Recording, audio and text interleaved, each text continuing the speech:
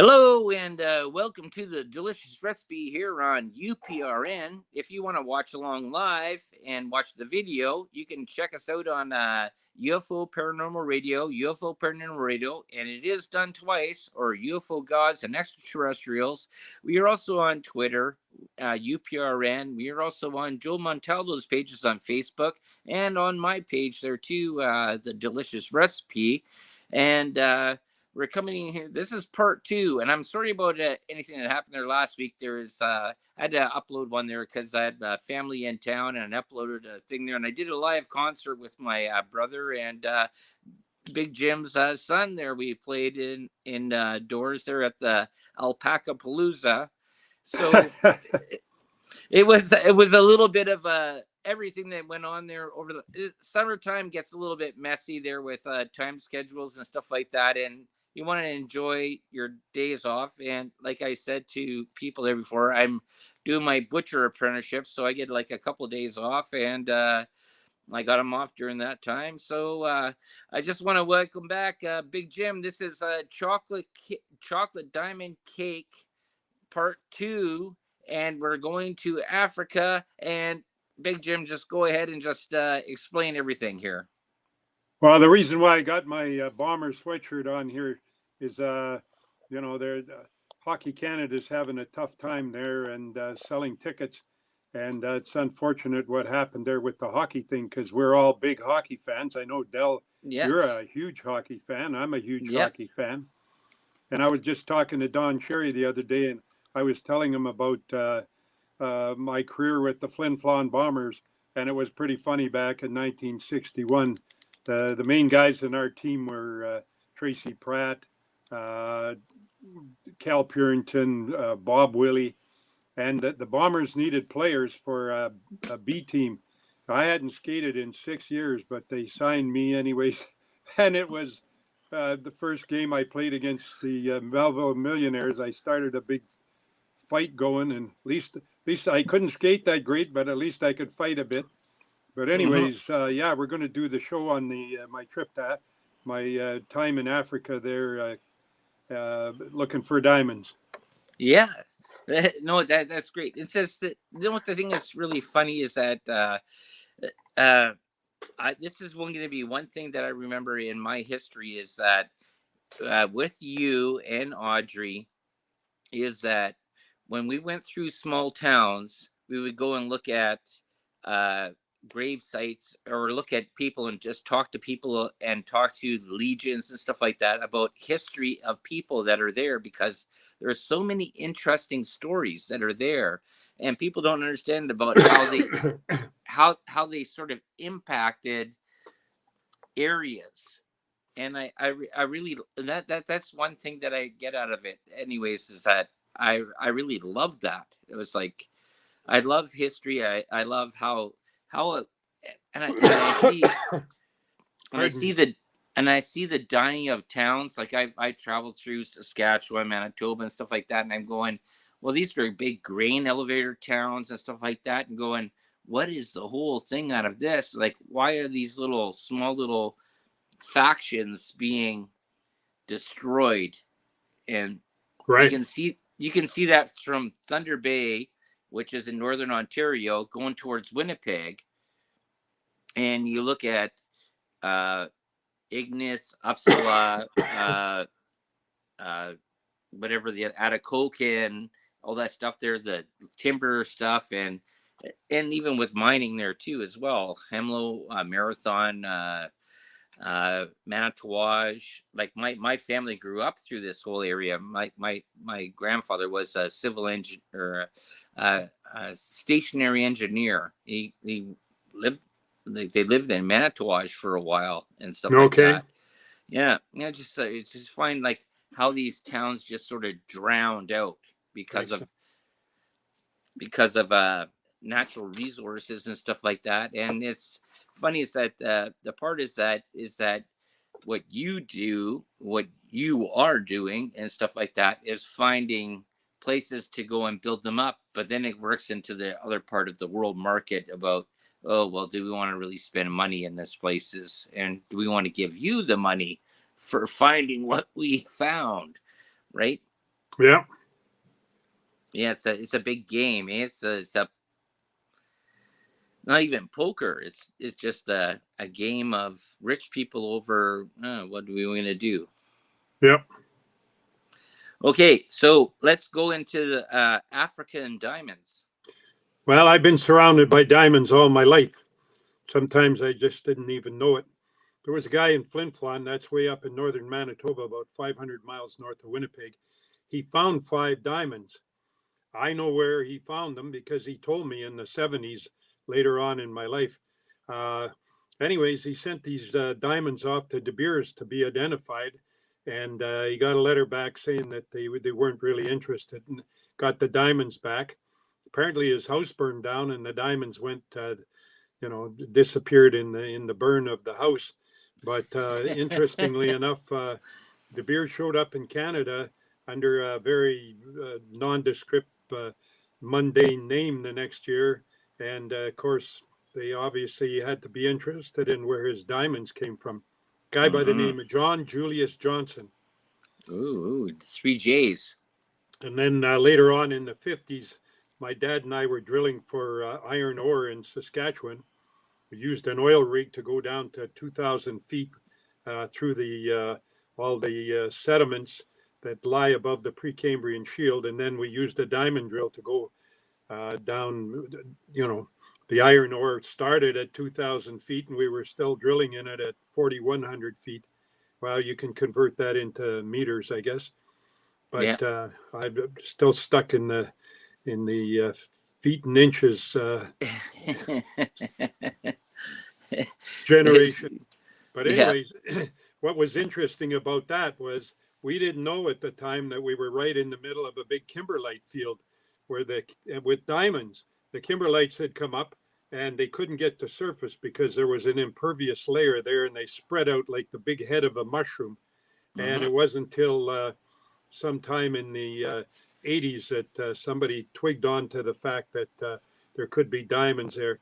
That's in the Fort Alicorn Reserve area, big game reserve. They got elk and deer and a lot of animals down there, and it's just east of Prince Albert and west of another little town there. I'm trying to think of the name.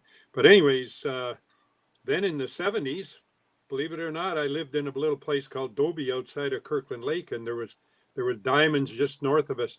In fact, Dobie was the town site for the Upper Canada mine, and there was a big kimberlite dike underground in the mine, and that should have twigged people right there that there is a possibility of diamonds, because wherever you find kimberlite, there's bound to be a chance for diamonds. And Okay, then in the 1980s. Let me just hold you one part there, because there's 2 stories that I want to go and pop in here. Okay. There's a part that Randall Carlson, he's a professor there, about the big huge flood that happened there that pushed things over. But then also I remember you telling me is that somebody around Kirkland Lake or maybe south of that or whatever like that found a huge boulder that was like full of gold. And they were thinking it was glacially pushed. Right. So that was the part about is that, okay, well, if you're finding diamonds here, where was the source? Because of the glacial part there in 12,000 years ago. Right. Yeah. Well, for a long time, they found diamonds years and years ago before Chuck 50 in 1991 found his big discovery in the Northwest Territories. There was diamonds in the glacial debris down in the northern United States. And people kept, scientific people kept saying, well, they must have come from Canada, from somewhere in Ontario, because they were found in Michigan, all those different northern states, Wisconsin, Illinois. And so they were thinking, well, the glacier must have brought them down from someplace. And it turned out to be true. It just out of Attawapiskat there, that's where De Beers finally found the Victor pipe, and later they found a bunch of other pipes. Wow, eh? And so it's really funny that you get says so the guy finds a couple diamonds, and the company that doesn't want the diamonds all of a sudden show up under a pseudo company that sets up right? Right. It's it's just always find this stuff so interesting. It's like, oh, okay, well, yeah, we're not interested. Okay, set up another company, Well, right? listen, Dal, the diamond business always has been very clandestine, and I mean, people didn't didn't want to give out secrets about. And same in hard rock mining and oil and everything else. There's people you don't want to give people a hint of where you're working or where you've made a discovery until you've Hmm. got everything staked and covered. That's I've run into that dozens and dozens of times over my life. So in Yeah. the 70s, Johnny Johnson was working for us in Timmins. We were working for the Guggenheim family out in New York City. And he told me, he said, Jim, I'm not going back to Flin Flon, but I'll tell you where I found those 5 diamonds. And so I got the maps and checked it all out. And he pointed out where he'd found the diamonds. And later on, I found when he died out at our Pine Bay mine there in just out of Flin Flon at Sourdough Bay. I Hmm. found a bunch of old records on different prospectors, and there was a whole bunch of articles and maps from Johnny Johnson. I guess my dad had filed them away, and where he told me there was no doubt about it on the maps. There was a good chance of finding diamonds there, but I've been so busy all my life that never had a chance to get back. When I lived in Dobie, I used to see this Hulbert Lee work for the Geological Society of Canada there, and he would be going around in these gravel pits alongside of the highway all the time. And I was always curious. I was working at the college then, not working in the mining industry. One day I stopped and I asked him, I said, "What are you looking for?" He said, "I'm looking for kimberlite float." And I said, "Well, did you ever find any?" And he said, "Yeah, I have found some." So the diamonds must come from somewhere north of here. And that's Hmm. where they found the pipes about 15 miles north of where he was finding the float in the gravel pits. Wow, eh? That's really interesting because, like I just said there about that part about Randall Carlson. He's a professor and deals with this part about he's looking at flows that went through Canada down through the states, and you're going, there might be more minerals up in Canada, and just if you because now that we have satellite technology with Google Maps where you can look down and you can see how the landscape was sort of constructed, Yeah. and it's really interesting. And it says, well, it could be part of it or whatever, but Well, we you didn't. can follow, you can follow the Yeah, eskers and the moraines. yeah. And like you said, you can see all that on the satellite photographs. And that gives you a pretty good idea the direction that like where I'm working right now, where I stake the 1,000 claims at Geraldton, Yeah. there's you can tell in the rocks there where the glacier went over the rocks the direction of travel because of the Hmm. striations. And Yeah. there's places down there that that one of the government geologists told me about. In Yeah. fact, he actually published his results, but nobody Yeah. seemed too interested. There was places where there was all sorts of gold grains, and where you find these gold grains, they Right. obviously the source must be up ice. So Yeah. that's what I'm working on right now is Oh, finding where the source of these gold grains that the government geologist, fellow by the name of Rob Kandari, yeah. he wrote that in a report that there was 2 other geologists earlier Yeah. than him that had found these gold grains, and they did a big survey around the whole Geraldton area. So same Yeah. idea with the diamonds. Hmm. Uh, so just carrying on there, Yeah. Go ahead. my trip to Africa was in 1993, 94 when I worked over in West Guinea. But in 1998, I was back trying to stake some of those diamond claims in Fort Alicorn, like I said, where the iron deposits are. Went Yeah. up against IPSCO, and the Regina police arrested me and threw me in jail. So that's another hour-long story that we can tell. But Okay. anyways, let's start with a company Let's do. from Thunder Bay here, Yeah. Y Okay. Resources, and they got involved with an ex-CIA agent that had worked in the Belgian Congo for the CIA, and he had come back with 5 diamonds. One was 22 carats, and the other diamonds were smaller. And he got involved with a fellow out of Dallas, Texas, and they got president of Y Resources, Jim Mislicki, interested in these diamonds. And they hatched up a plan, not a plot, but a plan Yeah. that they could go over to the Belgian Congo and trade T-shirts and running shoes and all these goods for diamonds with the artisanal miners that were mining in the river. Yeah. So some people that I worked with, they said, you know what, the world's going crazy since Chuck Phipps found a Caddy mine up in the territories there. People were looking anywhere to try and get diamond properties.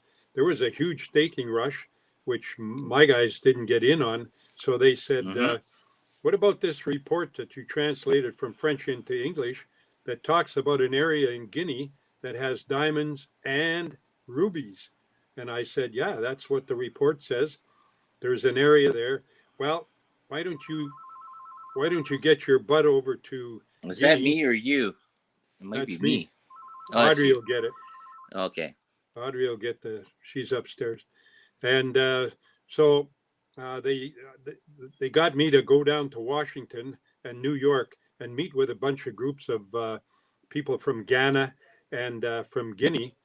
And finally, we decided that Guinea was our best bet. And that's when, I flew over to Guinea to contact the M&R over there. They're actually the same as we have an M&R here. They have an M&R there. Yeah. And that was quite an interesting experience because when I was in New York, there was a group of people from Africa, and they were telling me a story. And I said, is this story really real? And they said, well, it's so real. Don't repeat it. When you get over to Africa, do not tell this story to anybody because it could be worth your life. And I'm like, what? Wow. Right off the bat, I'm getting into Here some we intrigue go. here. So I fly back to Thunder Bay and I make all the arrangements for my trip.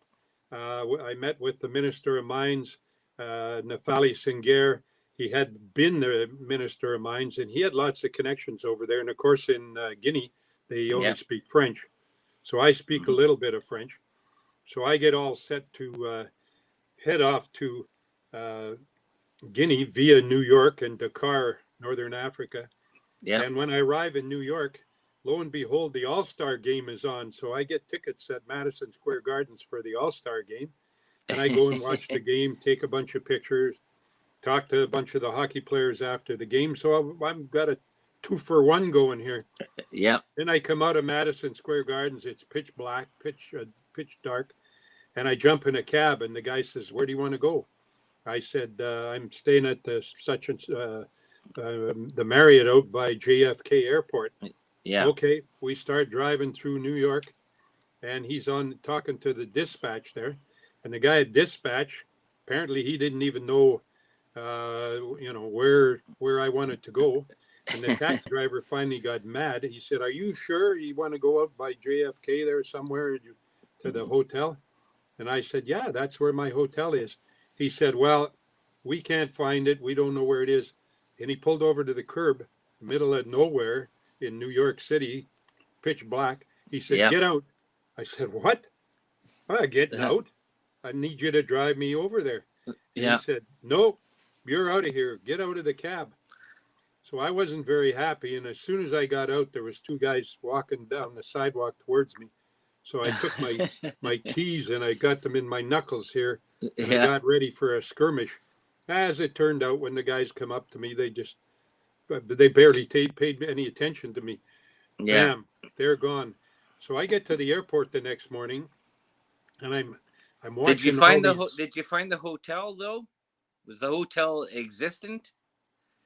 Yeah, I'm trying to think how I found the hotel eventually. I sort of have a blank about that. I obviously walked somewhere, got in another cab, and they took me out to the hotel. So when I'm at the airport the next morning, I'm checking in with my suitcase. I got a normal size suitcase. I see people, these are black people, and they're flying back home to Guinea, and they've got suitcases the size of what we call a trunk. Yeah. And they bought all these T-shirts and running shoes, and they're stuffing them into these trunks. And I'm Yeah. thinking, well, it's got to be for resale because nobody has a family of 150 kids.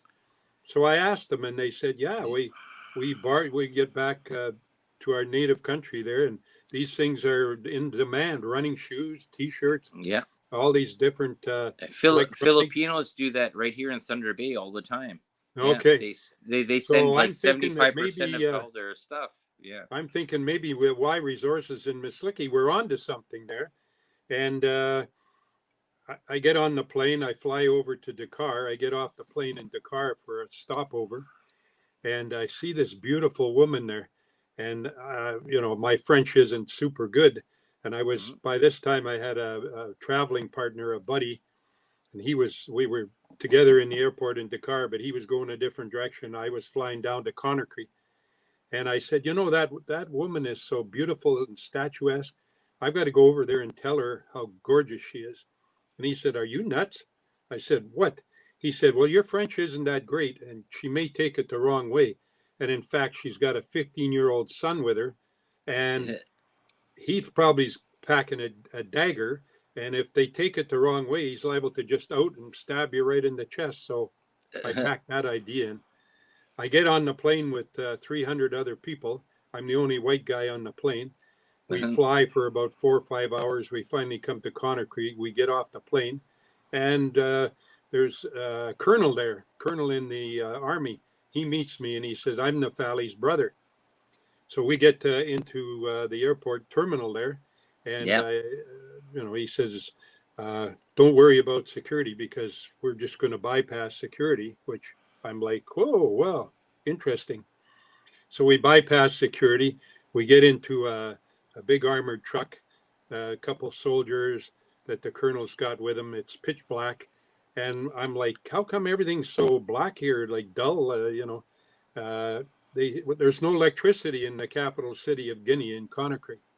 Yeah. So we're wending our way on this road into where my hotel was, right in the city, and I can see these little campfires and little burning pots going there, and people are cooking outside, and I'm pretty awestruck. I get to my hotel. I get into the hotel. It's all a great big fence all around the hotel, and it's right on the ocean. And about Yeah. 50 feet from the gate into the hotel are the Yep. slums. I'm like, wow.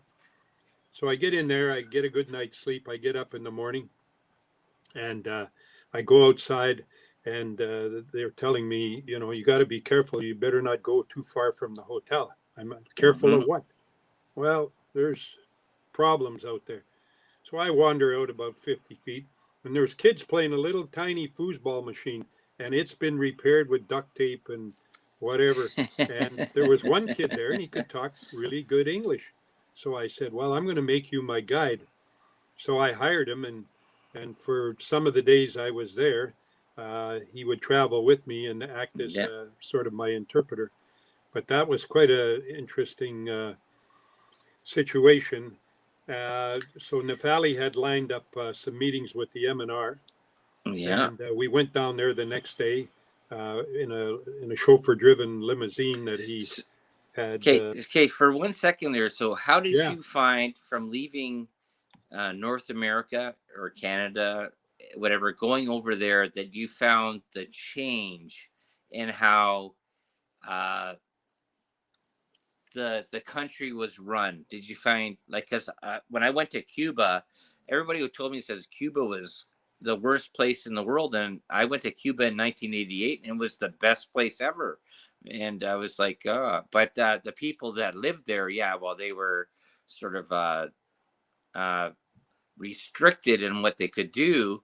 But for me, it was great. It was like, because I was Canadian in Cuba. But how did you find it, like, as perspective there? Like, Well, the first thing right off the bat that I can tell you about was, I walked around in the slum there a little bit and tried to take some pictures of people. And anytime I would try to take a picture, like there was yeah, a woman breastfeeding her baby, and I was going to take a picture of that. And yeah, right away she said, no, no, yeah, uh, d'argent. I won money for your if you're going to take my picture. Hey, well, yeah, okay, yeah. I got the And same thing. Yeah, I noticed that nobody, they lived in the slum uh, tent cities, and yeah. I didn't see any latrines around. So I asked the people at the hotel, and they Hmm. said, "Oh, they just go down to the beach and do their business, and then the ocean comes in and washes everything away." I'm like, "Oh yeah, Yeah, too yeah, much." I mean, that's a little different than North America. Plus, yeah. there was soldiers everywhere. Uh, that Hmm. country was run. It still is run by, as far as I know, by a dictator. Right. And Yeah. we went to see the M&R the first morning, and they told me, they said, "Show us on a map where you want to have a diamond concession." And I said, "Well, I'm interested in that area in the east where there's diamonds and supposed to be rubies." Well, they'd never Right. heard of that about rubies. I said, "Well, I translated this report, blah, blah, blah." So they said, "Well, show us on a map and write us out a check for $25,000, and we'll give you an area there called a concession." Right. So I Yeah. said, Okay. "Okay, that's my fee, 25,000." They said, "Yep." So that night I phoned back to North America and talked to my people, and I Yeah. said, "If you want a concession over there, right off the top, M&R wants 25,000 for the concession." So they said, "Well, you better delve into this a little deeper and check things out." So the next day we were driving around the city for another meeting, and Hmm. Naftali says, "Well, we got to go to the bank and get a bunch of these little banknotes." I said, "What's that for?" And he says, "Well, you'll find out." So we drove to the bank, and I had a bunch of American money, and I changed it into hundreds of these little banknotes. They were worth about 25 cents. We get Yeah. back in the limo, and when we get in a certain part of the city, we get swarmed by about 80 people, mostly kids, but there was adults there too. And Yeah. they swarm right in front of the vehicle, and you can't, the only way to go by is you got to drive over them. So Yeah. the chauffeur tells me in French, "Roll down your window and stick some banknotes out there." So I stuck my hand out with the banknotes, and the whole crowd ran around to the side and started Yeah. grabbing my banknotes. Yeah. I didn't give them all out to them. And then Yeah. as soon as they got over on the side grabbing the banknotes, then we shot ahead through the intersection. So that again was another big culture shock. Well, And I'm just gonna stop you just there. Is that's the part that people don't understand about culture shock and things that happen in other countries. third And world it, countries. yeah, and it's very surprising. Well, I mentioned Cuba, but there's other countries I went to there too. And like when you go to like tourist resorts, says, "Oh, Mexico is beautiful." Yeah, well, get out aside of the hotel district and go and see them that are living down there. Yeah. They're not. It's not what you think it is, and it's really surprising, and it's the same thing that happens in Canada and North America. Like you look at how it is, but third world countries are even worse. They glorify this little small little area where Oprah Winfrey goes and puts a school in and gives Yeah. all these people, but the other 800 miles around that to have to walk 8 hours to go in is it's not the same thing, right? I just find that really interesting, and I guess while you experienced it before all the internet happened, anyways. Yeah, this was back in the 90s, about 93, 94, when I worked over in Africa. So, Yeah. anyways, I had my little guide there, and he was always at the foosball machine in the morning. So I come Hmm. out one day and I said, "We got to go for a meeting with the Canadian ambassador. I got to tell him I'm in the country and talk to him." "Okay, Yeah. well, I know where to go." And I didn't have the limousine that day. So he and I decided we'd walk. It was about a mile from my hotel.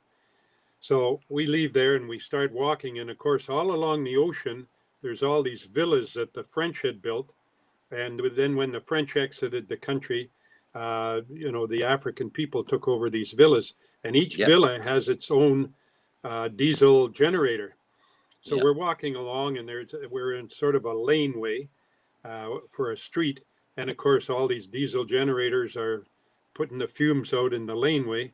And Right. then all at once we come out in a cul-de-sac, and there's a tank sitting there and about a dozen soldiers on top of the tank, and they've all got their rifles. So Wow. we look over towards the ocean direction, and they start yelling at us. And the kid says, "Just keep walking. Yeah, Don't stop. exactly. Yeah, Don't go over there." yeah. So we just keep boogieing down this lane, and I keep wondering if their soldiers are going to come after us. But as it turns out, they didn't. So we got Hmm. to the ambassador's compound. Everything's in compounds, and the kid had to wait outside the compound, and I got ushered in to see the ambassador, and he said, what are you doing over here, Jim? And I said, well, I need to get over to the east part of the country and check out this. I'm going to have to hire some people, and we want to dig around and get some samples and look for these diamonds with the rubies. Yeah. And he says, I don't understand why you'd want to work in this country. And I said, well, I mean, I was sent over here by people with money. It's their idea. I'm just, a Yeah. working man geologist. So he said, well, you may well find out. And I told him, I said, I was walking around yesterday in this slum area, not by the hotel, but this was a different area. And Yeah. he said, what? And I said, yeah, I mean, I want to take a few pictures and get a feel for the culture. And he said, oh my God, he said, you better be careful. He said, there's gangs that run in these slums. And he Hmm. said, there'll be 4 or 5 adults together. Well, they're young, more young, not older people. Yeah. And he said, there's one runs by you and hits you in the back of the head with a brick and stuns you. And when you fall down, there's a couple others grab you right away and feel around and get your wallet and any money or whatever. And then they Hmm. run off in a different direction before the police can get there. I Yeah. said, are you serious? He said, yeah, it happens every Hmm. day. Tourists Yeah. walking around, people walking around that have no Well, business in those places. exactly. So That I'm that like, that's the best. okay. That's the best line that you ever said. There is that people that don't research where you're going, Yeah. and what tourists, and I've watched so many documentaries on this. I've watched so many news articles on this because I research so much stuff. And when if you're that uh, inept to not look at where you're going to and say, hey, well, I'm a Canadian, I'm a North American, I'm a European, I'm just going to walk into this third world country. And because I watched the videos on this part, and Yeah, yeah, they need food. No, they are set up to go and take you down. that's Yeah, right. and like if you're not aware, it says they will rob. Like I said, like when I was in Cuba, there, this guy that came from Russia, he goes and meets these 2 girls that were singing in the backup band. In there, they came back to his hotel. They drugged him. They stole his money, and they set the room on fire. And he had, Well, yeah, I was luckier than that. I, yeah, I never had anybody set my room on fire. But anyways, yeah, the next day, uh, and the ambassador gave me a ride back to the hotel, and the yeah. kid was still waiting outside. And I said, Hmm. let the kid ride with us because, he lived somewhere around the hotel there. He said, absolutely not. He's not getting in this limo because he Right. had a chauffeur driven limo. So I'm starting Mm, to wake up that this is a different world over there. yeah, Uh, I hired some people with some jeeps to go out to a property and yeah. get a feel for the country where they were actually mining Hmm. some diamonds. Yeah. Apparently, no rubies there. And when we were there, here comes the army. I'm like, oh, army machine guns. And Yeah. they asked the people that were doing the work. This had nothing to do with me. I was just trying to get a handle on things. They said, Yeah. let's see your permit. And so they had the permit from the M&R there, and they showed it to them. Oh, Yeah. well, this permit's no good. And they had some people from another company from Yeah. Colorado with them. The Army guys did, and they said this permit's no good. This isn't signed by the dictator. You need a permit signed by the dictator. And they Hmm. said, pack up all your equipment and your guys that are down in the pit there panning for diamonds and Yeah. get the hell out of here, because these Yeah. people are taking over. They have a permit, and I'm like, well, how much did they pay? Well, they paid, Yeah. apparently they paid $50,000 from and the dictator signed the permit. So Right. now we're starting to see what happens. Well, that's the whole corruption of it, right? So you do all the work to find out where there could be something, and then somebody makes up a paper and says, "Well, they paid $50,000. This is theirs, and they have the rights before you." It was like almost like this whole thing that just happened there with that Donald Trump Mar-a-Lago thing.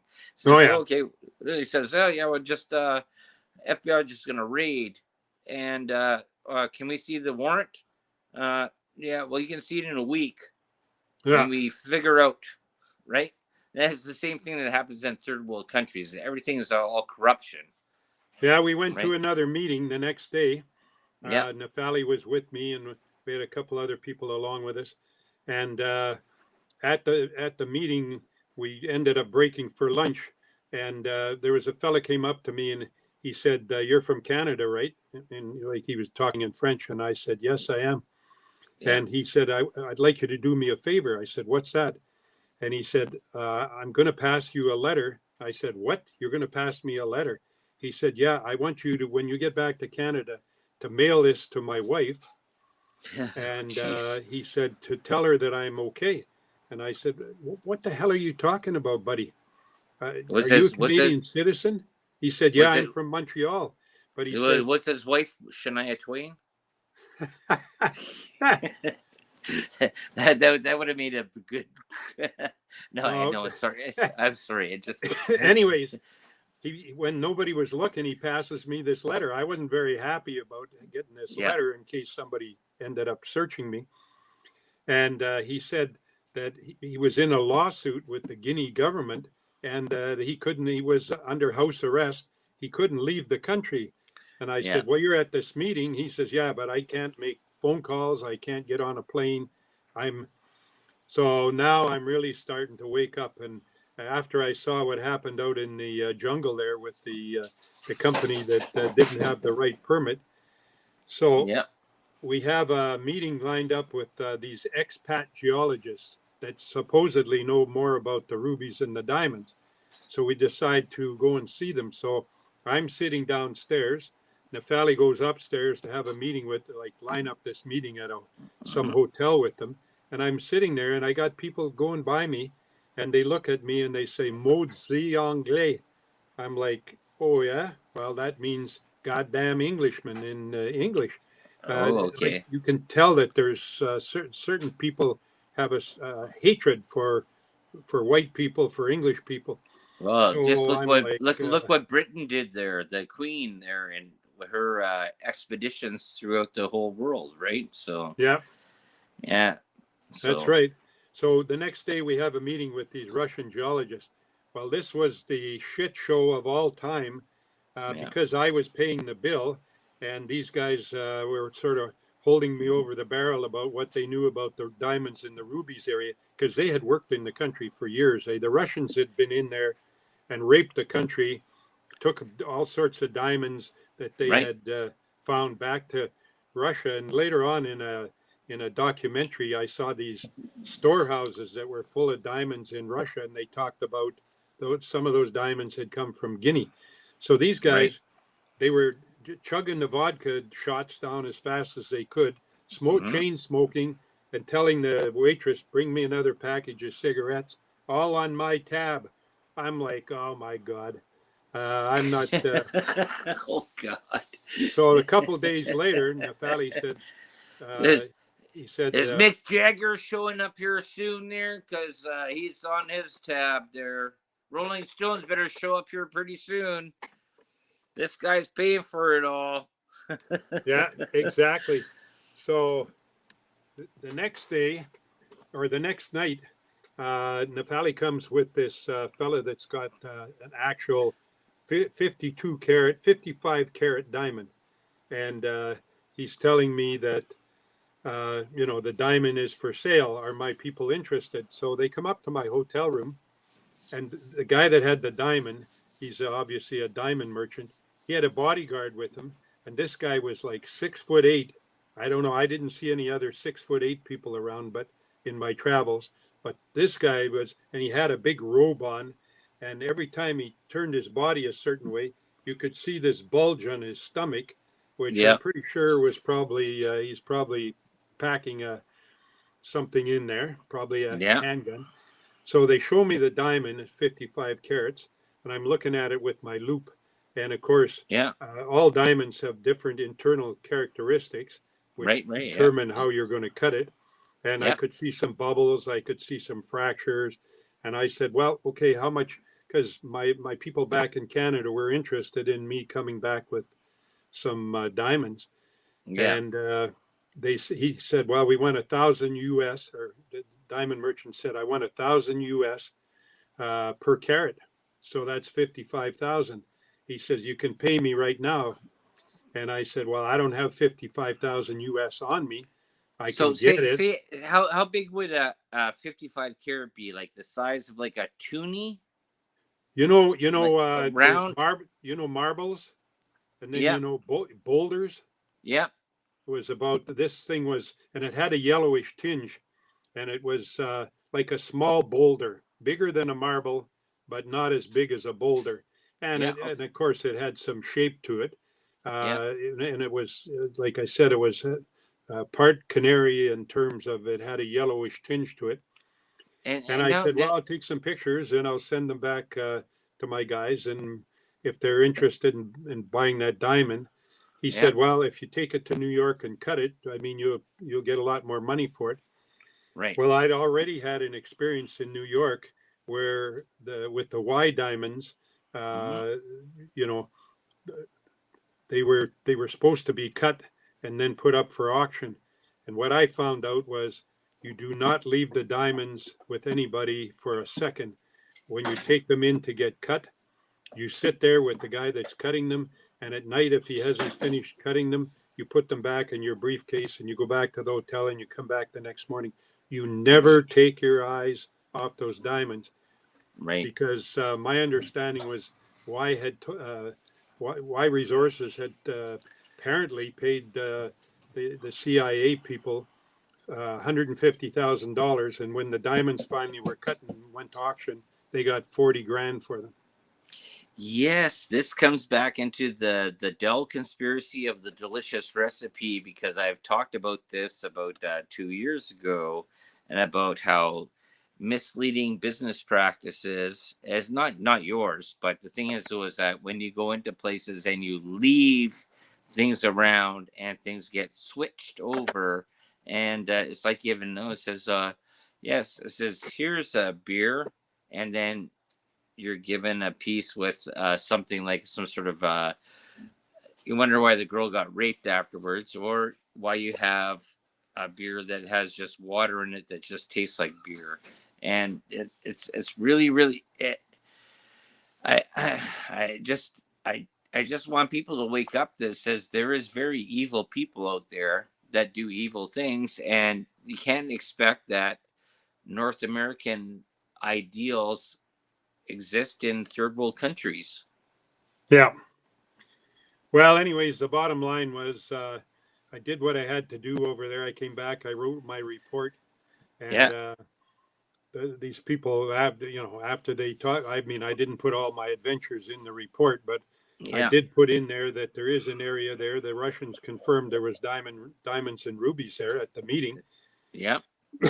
But also the part about you have to get the permit right from the dictator, right from the horse's mouth, or you're on shaky ground. Yeah, exactly. It's like, hey, do you want your driver's license from Pascal, or do you want it from the ministry? Well, I'll take it from Pascal. It's only $15. Well, that doesn't account for anything, right? Says, how do Yeah, you get your plates done? Like, yeah, actually, there's been so interesting. Indiana Jones was the very first movie. Was the whole thing about that with little short round about I go take a round. I tell you, get around everything, and it's like, how do you know this stuff? It's a 4-year-old kid, and the part was that kids are brought up because they're street kids to go and rob you. Oh yeah. Yeah, Well, that that was happened. This is my last big adventure. Is yeah, when we went to the airport. There was another dictator coming from some other Guinea-Bissau or something, another yeah, country, and he was right. He was supposed to ride by us in a Pope mobile, and we yeah, tried to get to the airport before the parade started, but unfortunately we there was too many people on the highway, and so things were slow. yeah, So we got stuck in the traffic, and we're waiting at an intersection there, and there's women in all these beautiful colored dresses, and the guy goes by at about 60 miles an hour, I guess, so nobody could get a bead on him. And he's yeah. riding in this plexiglass Pope mobile, and he goes shooting by us. And then we have to wait for the traffic all to dissipate. Finally, we get to the airport, and we're 3 hours late for my flight. But Oh, the good geez. news was there was a lot of other people that were on that same flight that were stuck in traffic as well. So when we Yeah, get to the airport, we pull yeah. up the back door on the station wagon, and before I could blink, there was four little kids jumped in there and grabbed my luggage and started running away with it. And No way. I'm like, what? And I'm tempted to run after them, but Nafali tells me, he said, "Don't worry, your luggage will be in the airport at the." So we walk down there, and sure enough, there's the kids, and they're only allowed to go so far. And when I would walk by them with my Hmm. luggage, they all had their hands through the railings there, and asking me for money in French. And of course, had run out of these little notes that I Tokens. had, and Yeah, all I had left was 950 US dollar bills, and I yeah, had that in my luggage, and it was hidden away. So we get up to security there. Well, I was really upset that I couldn't give those kids something because they yeah, carried my luggage down for me. And yeah, we get up to security there, and there's a big lineup of people. I was fortunate because I got in the front of the line, but there was more people coming in behind me. And the guard, he had an Uzi slung around his neck, and he started going through my briefcase. And I had a special compartment there where my wow. 945, $950 bills were, and he found Yeah, them. He found them, and then he looked at me, and I looked at him, and he goes, yeah. Why did you and give this to the? obviously he wants me to give him some money. Yeah, But at that point, I was so pissed off about everything that I refused to give him any money. And people are behind me, and they're screaming, "Allons, allons, let's go! yeah, We're going to miss our flight. We're already yeah. 3 hours late." And Just so give them away your money, white boy. we're at a stalemate, and Yeah, and I'm thinking what flashed through my head at that specific time was uh, maybe I should just pound this guy right in the head, knock him yeah, down, and grab my briefcase and run for the door because the door was yeah, only about 30 feet away to get on the plane. yeah, And I had that brief thought go through my head, and all at once I had this funny feeling, and I turned around, and there was his partner, and he was about 20 feet behind me, and he had his Uzi already up, pointed right at me. So guess what? If I'd have slugged that guy and tried to run for it, they'd have found my body rotting in the jungle somewhere, I'm sure. well, I And think if well, you played hockey. You give a hip check and you roll down. So you it probably would have been good. so, anyways, that was my last big adventure. I got on the plane, and I think that flight actually we flew straight back to New York City. And so I filed my report, and these people said, "Well, sounds pretty. I don't know that we want to work over there.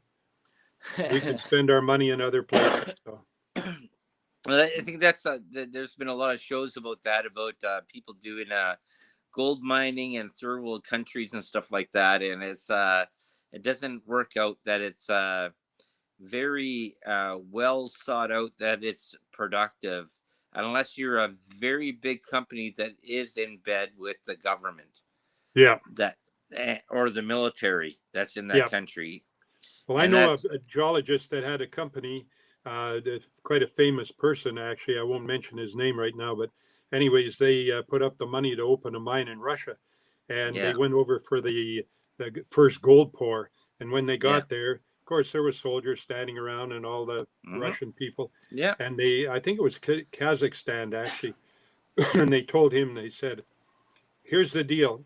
We Yeah. need all the gold bars from this pour. You'll Yeah. get all the gold bars from the next pour." And Yeah. they said, "Well, it's supposed to be a 50-50 arrangement." And they Yeah. said, "No, we're having social problems and we need the money." So Yeah. they took all the gold bars from that pour Yeah. and cashed them in. And so he was supposed to get, so he goes back over there to get the next shipment of gold, and Yeah. same thing. So he said, "You know what? I'm out of here." And he pulled his money and everything out. But in the meantime, Okay. Well, I got like 10 seconds left there. So tell them your book there, and tell them where they can find you, Big Jim, because I'll have you back on again for more stories. yeah, well, I'm pretty well sold out of the book about my grandfather's gold mine, the Narachmi gold mine story. I got a couple left. Oh, And the other one, that's Head Frames, Happiness and Heartache. It's got the yeah. picture of that bull moose jumping over the deadfall. And Mhm. nobody else has a picture of a bull moose jumping over deadfall. But Mm. anyways, if they know how to get hold of you, then they know how to get hold of me. That sounds awesome. I really appreciate you being back, and I'm really sorry about the last time there. Just I came back from camp, and that was Yeah, something no, else. it's not a problem. We got it done. And Yeah. anyways, I had a great adventure and an interesting trip. And the main thing was I came back alive. There you go. And the thing is, though, is that Big Jim has more stories, and I have more stories there too as well. And he's told me so many stories. We've only just touched on some of them there, anyway. So yeah, the Winnipeg Bombers and Flin Flon Bombers. Flin Flon Bombers. Yes. Yeah, signed me up, and I hadn't skated they were so desperate for players. I hadn't skated for 6 years, but the home of Bobby Hall, right? Bobby Clark. Bobby Clark. That's what it is. Anyways, Jerry I gotta Hart. go and click off, or else I'm gonna get donced for this. Talk later, So, thank you very much. This was the Delicious Recipe Thursday night. Check us out next week. New guests, new times.